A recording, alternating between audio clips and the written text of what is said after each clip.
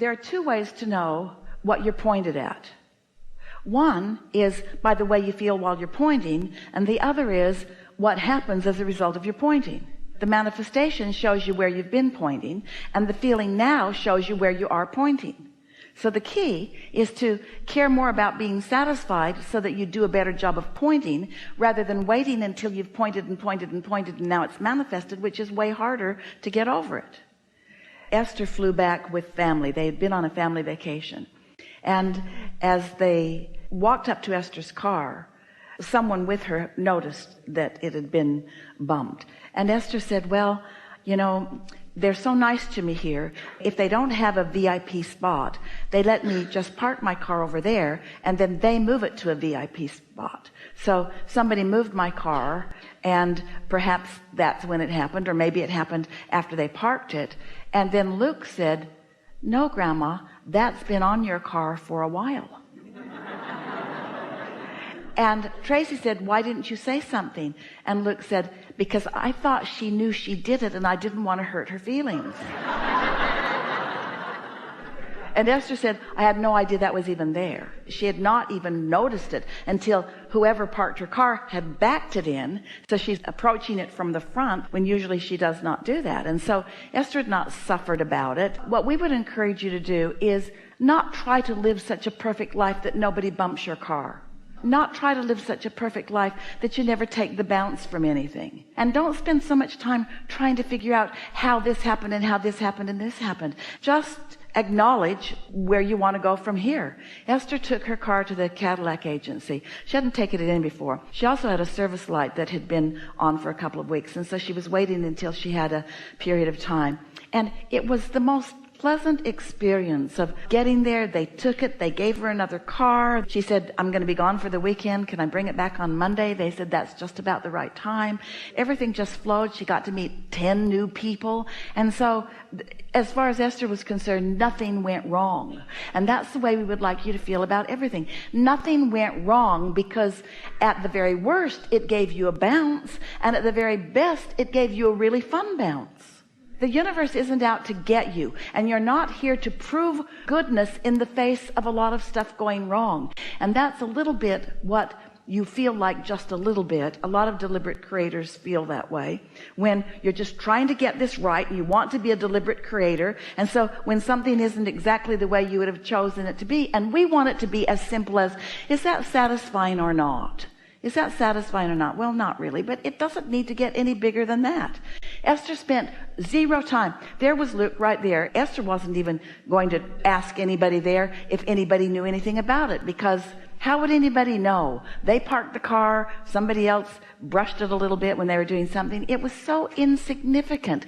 And we would like you to feel the insignificance of everything. Just it's satisfied or not satisfied. But because you don't do that, because you make bigger deals of little things than they deserve. Hear this.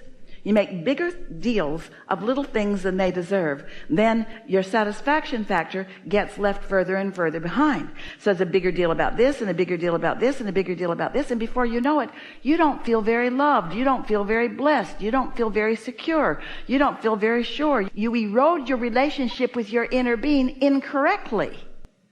You let things that happen, you evaluate them as, I must not be doing something right, or this wouldn't have happened. And then that statement that you make to yourself that I must not be doing something right further hinders your ability to receive communication from your inner being. So the worse it gets, the worse it gets, the worse it gets, the worse it gets. So when it happens, you go, well, I must have been a vibrational match to it happening, makes it worse, because then you're trying to figure out, how am I going to soothe this, versus a long time ago, you told us a story about the paint and metal, where the RV makes them wrong turn and it rips the side up, and the woman steps out and says, oh, it's just paint and metal. And that response changes. You really want to minimize what goes wrong and maximize what's going right. You really want to isolate and identify and milk the satisfying moments and spend no time on the unsatisfying moments. But humans sort of do it the other way around, because you think you're problem solvers. We have a really important announcement that we'd like to make to you. You are not problem solvers. You're not problem solvers. You're solution finders, maybe, but we want to go back. You're not problem solvers. The universe solves the problem. In your awareness of what you do not want, your problem identifiers and solution creators, in concert with the universe that will continue the evolution of the solution. And can you feel how a solution to a problem is what evolution is about? And that without a problem, there would be no evolution. There would be no expansion. There would be no motion forward. Does that make sense to you?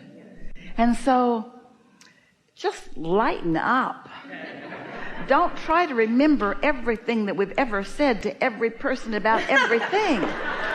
Just be where you are and let whatever you're living now help you to identify what you want and do your best to point that away. Not just with your finger, but with your mind and with your words and with your expectation, with your vibration. Point in the direction of what you want. And before you know it, your satisfaction factor will be so complete that somebody can bump your car and who cares? It's just paint and metal. And an opportunity to go to the Cadillac agency where they're really, really nice to you or to wherever else. But Esther doesn't have some of the shortage consciousness that some people have. Her shortage consciousness is more about time than it is about anything else. But since she's been looking for satisfying in this and satisfying in that, time is yielding more and more and more to her. And so you can accomplish so much in such a little bit of time. You know something that Esther says on a really regular basis to herself? When she finds herself leaning ever so slightly toward a little dissatisfaction, it's usually about time. She will say to herself, Esther, what could be more fun than being right here, right now, with all of the opportunities that this moment in time is offering? Really, what do you want to do? You want to go home and watch television? You want to go sit by yourself in a corner somewhere? You want to be out interacting with people? You want to be someplace where people can show you their excellence?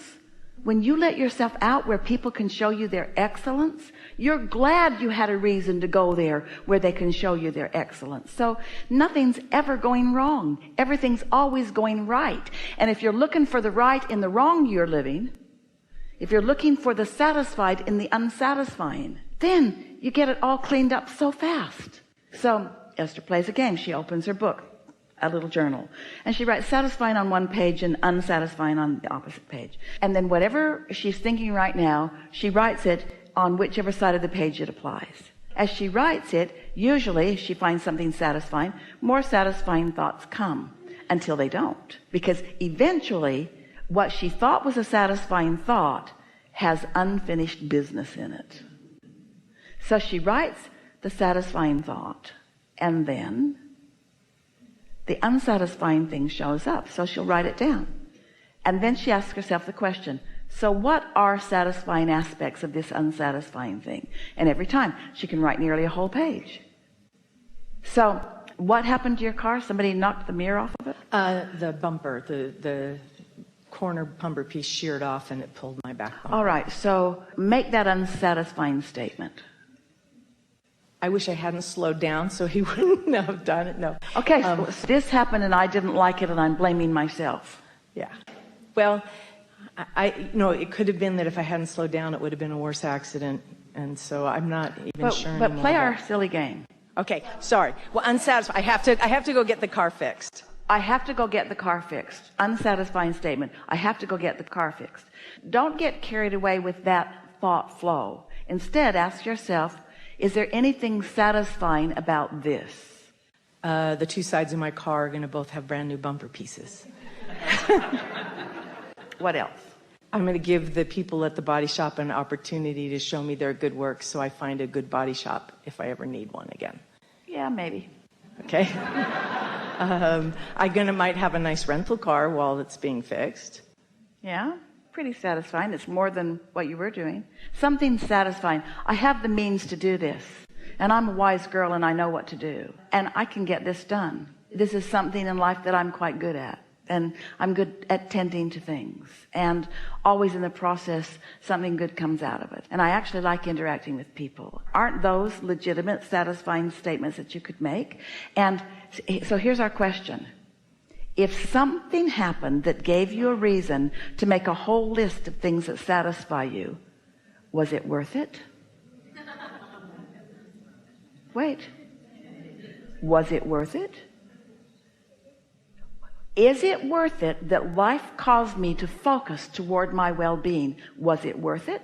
And how do I know? How do I know I'm out of my lane until I'm out of my lane? And whatever causes me to focus in the direction of who I really am, isn't that a good thing?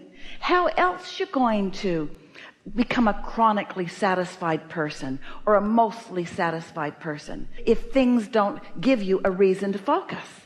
But you see, if you're lackadaisical in life, as most are, and you're just taking the boom as it comes, and then you're talking about the boom, and then you're getting another boom, and then you're talking about the boom, and then you're getting another boom, and then you're talking about the boom, and you're getting another boom, until you've had so many booms that you finally just can't take it anymore, and then you just say, I give up. In other words, that's what eventually comes. You just get weary of all of the negative attraction. That's sort of what's happening in the climate of your planet, your emotional planet. You've just been boom, boom, boom, boom, boom, boom, boom, until many of you are just saying, I just don't want to think about that anymore. But you could have been finding satisfaction, satisfaction, satisfaction, satisfaction, satisfaction, satisfaction, if you'd known the benefit of it, if someone had convinced you of the benefit of it.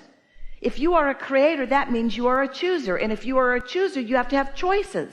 And our friend was sort of implying just a little bit, we didn't get that deep into the conversation, maybe we can have some more dialogue later, that sometimes when things are so lovely, you get a little complacent because your choices don't seem so dynamic. And you really like choices. You really like obvious choices. But here's what we wish for you. We don't want so much unwanted to come that the wanted choices are obvious. A lot of people live like that. Things get so bad that then they know what they really want. When you really know what you don't want, you really know what you do want. We don't want the choices to have to get so big that it's obvious. We want your discernment of satisfaction to just become more and more refined. We want you to become connoisseurs of satisfaction in the same way that you become connoisseurs of wine. You get so you know the good stuff, and you know the subtle differences between what they are, and you know what blends with what and what's enhanced with what food. In other words, you get so good at being connoisseurs of that. Why not become an expert or a connoisseur of what satisfaction is? Why not ask of the universe not just one satisfying thing to converge, but 15 or 20 or 30 or 40 satisfying things to converge all at once? Why not ask for your satisfaction to be ecstasy? Why not ask for your satisfaction to feel like being the most blessed person on the planet? Why not let your feeling of satisfaction evolve to the state where you feel like you can be or do or have anything that you desire, and that all you need to do is point, all you want to do is point, and that the universe is responsive to you because it is, you see. Ooh, we so like it. When you're teaching someone or learning yourself how to ride a bicycle, don't you want to get out of balance? How do you find your balance if you don't know what imbalance is? How do you know how to effectively take those curves and how fast you can take them if you don't crash and burn every now and again? How do you learn what you're capable of if you don't have some things that show you that you could shore this up in some way or another? Life is supposed to be fun, and minus or absent the self-judgment, it would be every step of the way. But somehow somebody's convinced most of you that even in this form of deliberate creation, we say to you, you are an extension of source energy, you are liquid love, your inner being is always with you, and you are here to create. And you say, I hope I get it right.